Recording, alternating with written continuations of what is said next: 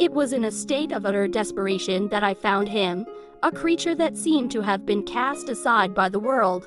I don't remember the exact day, only the image of him huddled in a dark corner, his fur patchy and scarred by a severe skin disease. His eyes, they told a story of fear, of solitude, and of a silent plea for salvation. In that moment, I knew I couldn't leave him behind. I gently lifted him, feeling the trembling of his small body. The lesions from the mange had spread across his skin, particularly on his head and hindquarters, making him scratch relentlessly. The pain and constant itching must have been his only reality for so long. Holding him close, I whispered words of comfort, assuring him that everything would be okay. Our first step was a bath. I prepared a basin of warm water and added a special medicated shampoo. I carefully washed away the dirt and the scabs clinging to his skin. He shivered at first, but then grew still, letting me care for him. As I looked into his eyes, I saw a flicker of trust begin to grow. After the bath, I wrapped him in a soft towel and blow-dried his thin fur. He lay peacefully in my arms, and his warmth dispelled the coldness of his lonely days. The next day, I took him to the vet. The diagnosis was Demodectic Mange, a severe skin condition that caused hair loss, inflammation, and painful sores. The vet prescribed a long-term treatment plan, including oral medication, topical creams, and a preventative spot-on treatment. Watching him lie so still during the examination, I felt a mix of pity and pride. He was a small warrior, fighting his battle one day at a time. The following weeks were a testament to his resilience. Every day, I bathed him with the medicated shampoo and applied the creams to his wounds.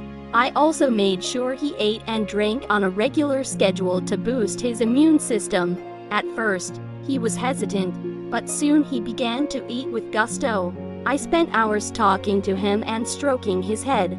He would rub his head against me and let out a soft whine, like a child seeking comfort.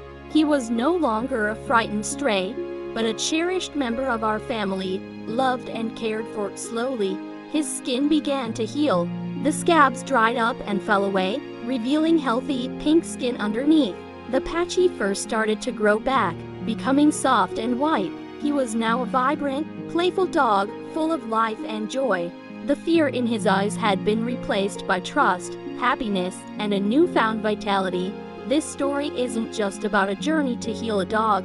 It's about how an act of kindness can change a life, about the profound bond between a human and an animal. This little soul, once abandoned and suffering, taught me a powerful lesson in a world that can be so cruel. A single touch of light can awaken a spirit and remind us all that love is not just a feeling, but a force that heals, transforms, and gives life back its hope.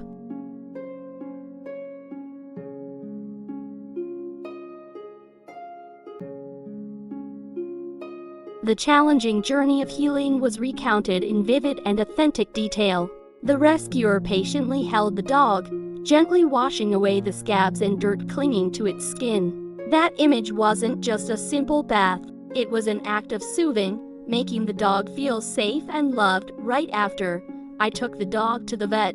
My anxiety was obvious, but the doctor's professionalism put me at ease. The vet gently examined the dog from its weary eyes to every damaged patch of skin. After shaving a bit of fur from the affected area to examine it under a microscope, the vet smiled and said, "Luckily, its condition isn't too severe. This is Demodectic Mange, a type of mite that commonly lives on a dog's skin.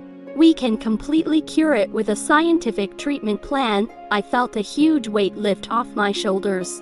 The vet prescribed a long-term treatment regimen for him, including oral medication, topical creams, and a spot-on treatment. Watching him lie so still during the examination, I felt both pity and pride. He was a small warrior, fighting his illness day by day. The days that followed were a series of dedicated care.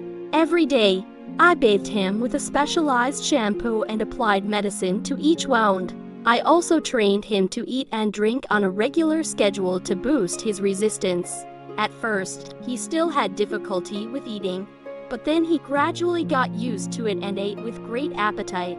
I also spent a lot of time talking and petting him, feeling my hand stroking him. He would rub his head against me, making a soft whine like a spoiled child. He was no longer a frightened stray, but had become a cherished member of my family, loved and cared for. The story concludes with the image of a healthy dog, with a beautiful white coat, no longer bearing any scabs or fear. It's a happy and emotional ending, a testament to the power of love. The story is not just a healing journey, but also a lesson in compassion, about how we can make a huge difference in the lives of small and unfortunate creatures.